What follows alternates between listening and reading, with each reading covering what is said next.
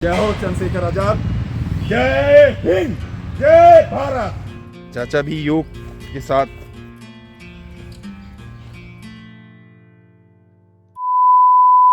जय हिंद जय भारत। दोस्तों, यह प्रस्तुति मैं श्री कृष्ण सरल जी की कुछ पंक्तियों से शुरू करना चाहता हूं।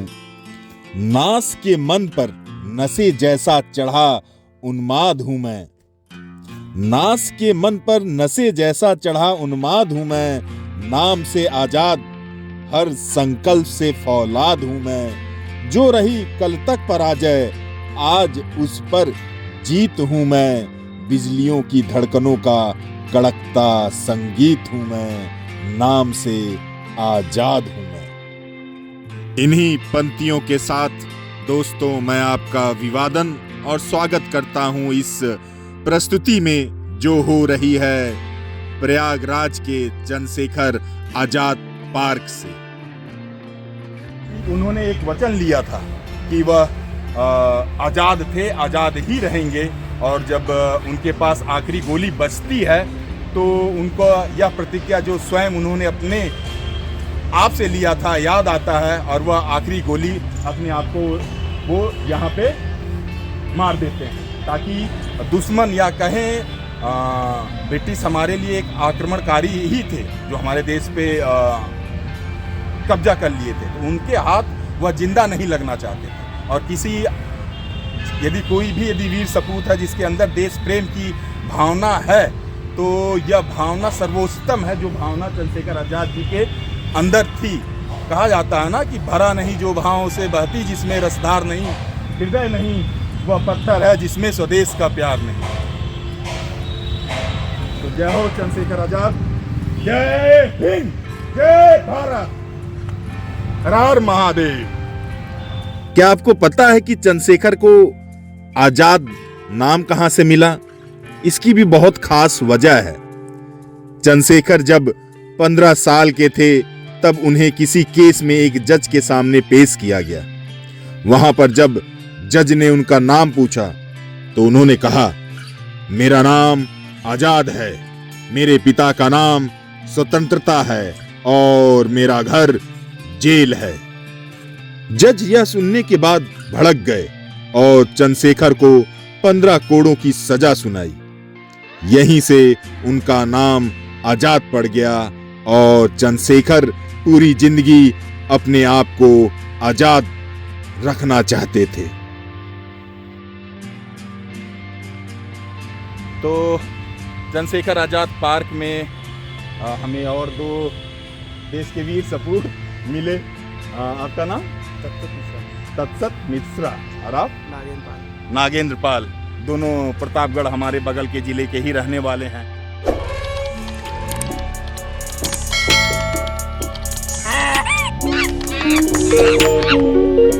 इसी के साथ हमारा यह सफर आगे बढ़ता है और इस पार्क के अन्य दर्शनीय स्थानों को मैं तत्सत जी और नागेंद्र पाल जी के साथ देखने बढ़ जाता है। तो जब आप चंद्रशेखर आजाद पार्क आएंगे तो यहाँ पे जो दर्शनीय स्थान है, मुख्य स्थान है, एक स्थान आप देख लिए जहाँ पे चंद्रशेखर आजाद जी को वीर गति प्राप्त हुई थी, और अन्य स्थानों में जहाँ पर चंद्रशेखर आजाद व्यायाम किया करते थे व्यायामालय स्थान है।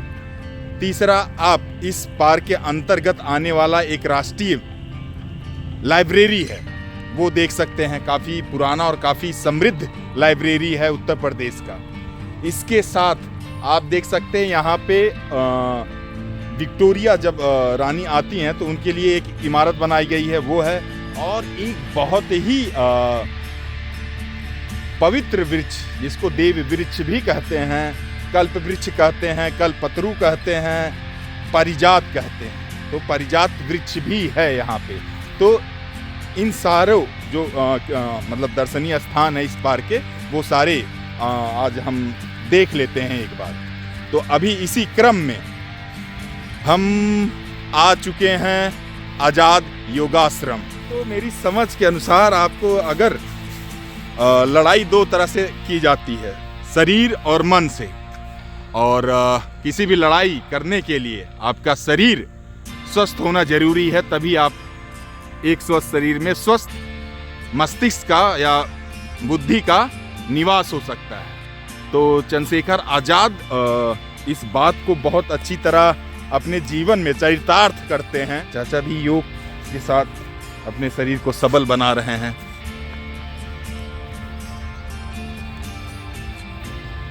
हर हर महादेव। अब चलते हैं किसी दूसरे, मतलब जो यहाँ आकर्षण का केंद्र है वहां पे चलते हैं। जय हिंद, जय भारत। अब मैं तत्सत जी और नागेंद्र पाल जी बढ़ चले थे इस पार्क में स्थित देववृक्ष पारिजात को देखने। देववृक्ष पारिजात, जिसे कल्प वृक्ष भी कहते हैं, जिसके पास आप कल्पना कोई भी करते हैं तो वह पूर्ण हो जाती है, जिसे स्वर्ग से धरती पर उतारा था श्री कृष्ण जी ने, और जिसे देवताओं को प्राप्त हुआ था समुद्र मंथन से, जो आज भी स्वर्ग के बगीचे में लगा हुआ है। देववृक्ष को देखने और उसका आशीर्वाद लेने के बाद हम बढ़ चलते हैं इस पार्क में स्थित एक और आकर्षण भरे इमारत को देखने, जिसे कहते हैं विक्टोरिया मेमोरियल।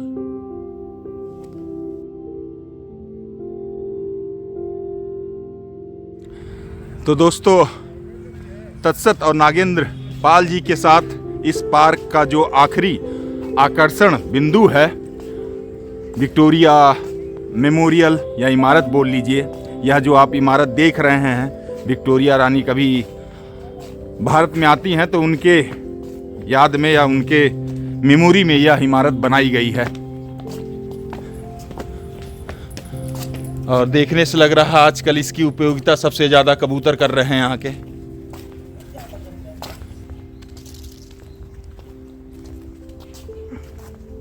तो अब यहाँ से प्रस्थान कर रहे हैं, क्योंकि हम लोग 2-3 घंटे से घूम रहे हैं। अल्फ्रेड नोबल पार्क, कंपनी बाग और तत्कालीन कहें तो चंद्रशेखर आजाद पार्क।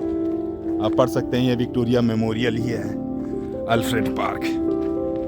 चलिए यहाँ से प्रस्थान करते हैं गेट नंबर 4-5 पर, जहाँ पे हमारा वाहन खड़ा है। और दोस्तों, यह लाइब्रेरी है जो इस पार्क के अंदर ही स्थित है, और काफ़ी अच्छे खासे समृद्ध लाइब्रेरी के तौर पर यह जाना जाता है। भारत में आज़ाद पार्क के अंतर्गत ही यह आता है।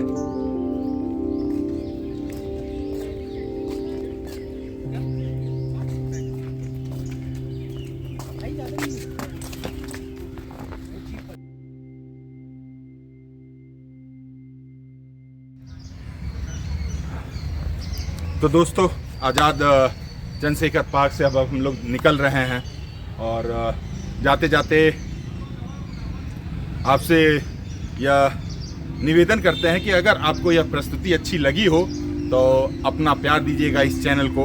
Please like, share and subscribe the channel, and please press the bell icon.